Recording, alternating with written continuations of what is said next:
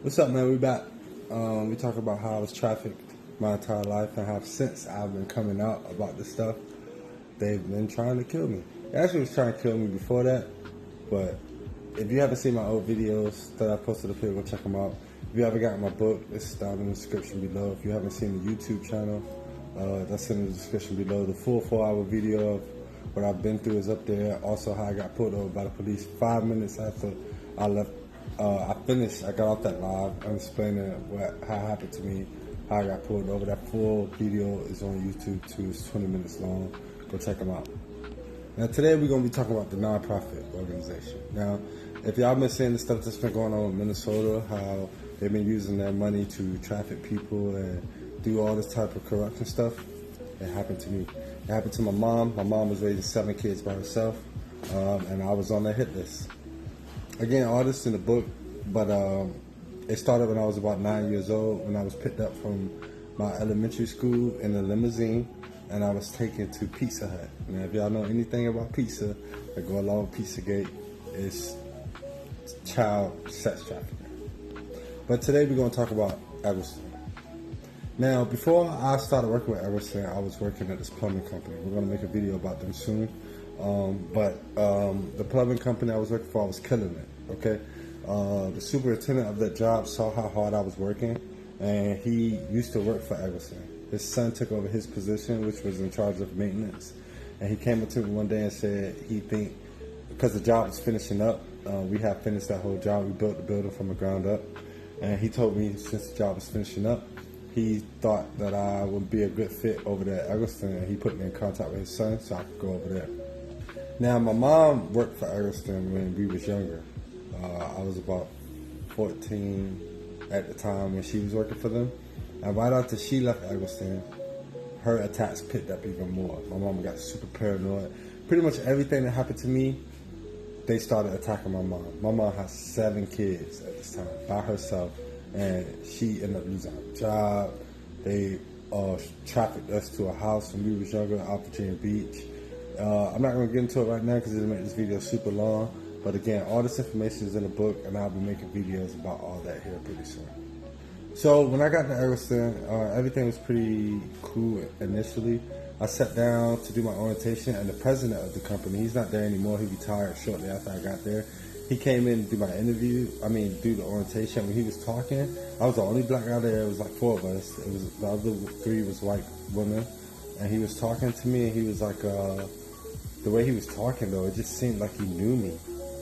He was like, yeah, I didn't know that black men went through so much stuff and how they be attacked growing up and how they never have opportunities, blah, blah, blah. Again, all in the book. I'm not going to go into full detail with it right now. So I started with Eggleston. They promised me a certain amount of money. They don't give it to me. It's $2 less. That's the first red flag. They told me I had to wait 30 days, didn't give it to me. They told me I had to wait 60 days, didn't give it to me. Told me I had to wait 90 days, didn't give it to me. They promised me I was going to school because I was working so hard for them. And they never did that. They told me that I was scheduled to start school, so I go to the school to check in. The school tell me they never heard of me before. So pretty much I signed all the paperwork with Eggleston to stay there, to do all the work. I signed a contract with them. Because they sent me to school, I stayed there for like 3 years, all that type of stuff. And they never, never sent me to school. So the vice president, she took over because the president retired. A woman named Tasha, she's like a Delta, all that type of stuff. She really, I don't know, she just didn't like me because after I was there for like 3 or 4 months, I started to see how the company was being ran. She was just opening positions to give to her friends, like just the whole office staff was like all people she knew, and they was making all this type of money, and people there wanted me to take on chief engineer position, right? I said I was going to do it, then she took off the chief title and just made an engineer, and then she dropped the pay by like 20 grand. Prior to this, I had gotten into it with her a couple times, just saying like, well, I wasn't with her. I would talk to the maintenance guys in the morning, and her brother was in there. So he would hear me complaining, and he'd just run back and tell her everything I was saying. So I'm about to put up a bunch of pictures of the type of work that I did for them. Because after I went to leave Everson, they pretty much lied on my name and all this type of stuff. They said they fired me, which they didn't, and I'm going to show you that in a second. So when I first got there, this is what I started doing right here. They wanted me to build this little thing over top of the little drain system that they had out there. I built that. They told me it was a beautiful job. I started buffing floors for them on the weekend, working 6 days a week. Her brother was supposed to help me, never showed up on Saturdays. He showed up like once or twice. After a while, I just told him stop coming because he would bring the wrong material when he did come, or, you know, just wasn't helping me out at all. This is just a bunch of pictures of the work that I did. Okay, just doing flooring, I'm doing everything. This right here is a job that I did. They got a lawn care service out in Norfolk, right? At one of their buildings. The building was horrible, right? The whole outside of the building. So I had to scrape all the old, I did this by myself, okay? I had to scrape all the old paint off this building right here. I scraped it all off. Then I pressure washed the whole building. Then I painted the entire building 2 different colors, okay? Now, you can see I have nothing on the ground when I'm painting, and that's because my supervisor told me that they was going to repave the ground anyway. So they told me I didn't need to put anything down on the ground because, you know, they was going to repave it. So I didn't put anything on the ground to cover it, but I covered up all the windows and stuff like that. It turns out that they lied when I left and said that I was just spray painting the ground, and that's why they had to get it repaved, which was a complete lie. They didn't get it repaved because of that. They told me they was going to repave it anyway. It's crazy. Now, mind you, my ex-wife that I was married to, me and her obviously broke up because she was doing stuff that I just wasn't cool with. I knew she cheated on me, all this type of stuff. Somebody called the job. Now, I know this is my church or her or, you know, somebody like that. Called the job and said that I was a liar, I was a manipulator, I didn't have a driver's license, which I did, that I messed with kids, all this type of stuff. They said some crazy stuff, right? And then they ended up spreading those rumors all through the entire company. I know this is true because my supervisor told me that somebody called up there and said all this stuff. After that, everybody started acting funny. The person on the phone said I was a cokehead, which I wasn't doing coke, none of that. You know what I'm saying? Yeah, we're going to get into some other stuff later on down the line, some other videos of exactly what happened, how they stole my ID out of my car, and a funeral home called Eggleston and told them that my ID was found found buried in somebody's grave at the graveyard. Now, mind you, there's no way that anybody would have known that I was working for Eggleston if they did find my wallet. The funeral home found my wallet, but nothing was in there that said that I worked for Eggleston. It was just my ID. So why would they call Eggleston and say that my ID was found buried in the grave? I knew that was a ritual. It was a ritual of them trying to kill me. But again, we'll talk about that later. Watch the rest of my videos and you're going to see how that ritual played out. So here's some more pictures and videos of the stuff that I was doing for them. This right here is a ceiling fan that I installed. You can see I did the drywall around it. This is how it looked when I was done. This was at the same building where I painted the whole outside.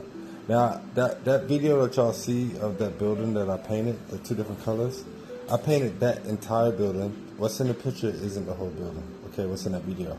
I painted that whole building and the building next to it, okay? The whole building isn't in the video, though. Now, they got another building that they do where they work for cops. They got a contract with cops.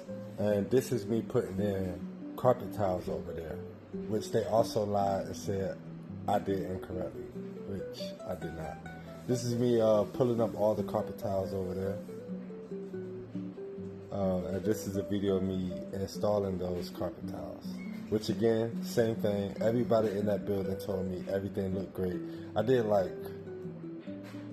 I don't even know, man. It was so much carpet tiles over there that I did. I did like 8 rooms. Some of the rooms were massive. I had to pull up all the old tile and put in new tile. Okay.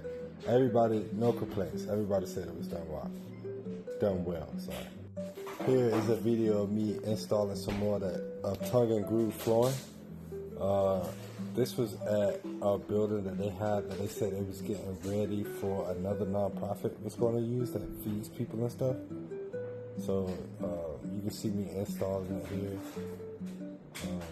You can see the before, how I looked before, and this is how I looked after I was done. Another job that they said I did very well. And mind you, I'm doing a lot of other jobs too, like at the same time. Like, here's an example of a picture of me unclogging a toilet. That was at another one of their buildings. Now, every time I went to unclog this toilet, somehow it got clogged up again the next week. It would be crazy stuff inside the toilet. One time it was a bottle in the toilet. Like, somehow a bottle got flushed down there. It just didn't make sense. Every time I went over there, I unclogged it. It worked great. A week later, a bottle would be in there, paper towel would be in there, something would be stuck in that toilet. Now, they did work with people with disabilities in this building, so it wasn't like unexpected. But I feel like they was just acting like I wasn't doing the job correctly. This is how these people work. Diabolical behavior. This is me fixing a drain that they said somebody ran over outside when they was cutting the grass. And this is what it looked like after. This is super simple. It was broken down in the ground, so I had to dig a hole around the dirt to get to the drain. Then I had to cut it out, and then I just had to install another piece. Simple work. This is a job where I had to refix a sink. Now, this sink I had just installed maybe the week before. I put the brand new sink in there, and somehow the sink got broken. Okay, now you can see how the sink is broke, but it stayed on the wall. When I went to work the day that they told me I had to go back over there and fix it, my supervisor told me, he said, "Boy, you did a great job with that sink. How did it stay on the wall like that?" You know what I'm saying? So they knew the type of work I was doing. Now, I told them I think it broke because somebody was having sex on the sink, but we'll say that for another date.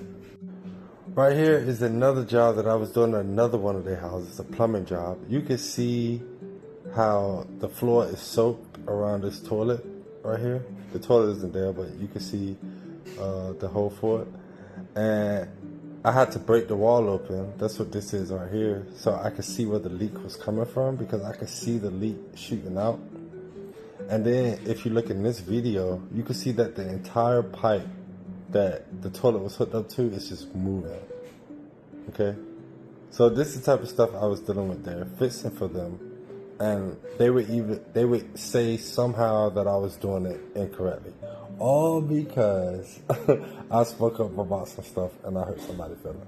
This is another video of me working in another one of their houses. Well, it's actually the same house of the toilet, where I had to cut that hole out in the wall.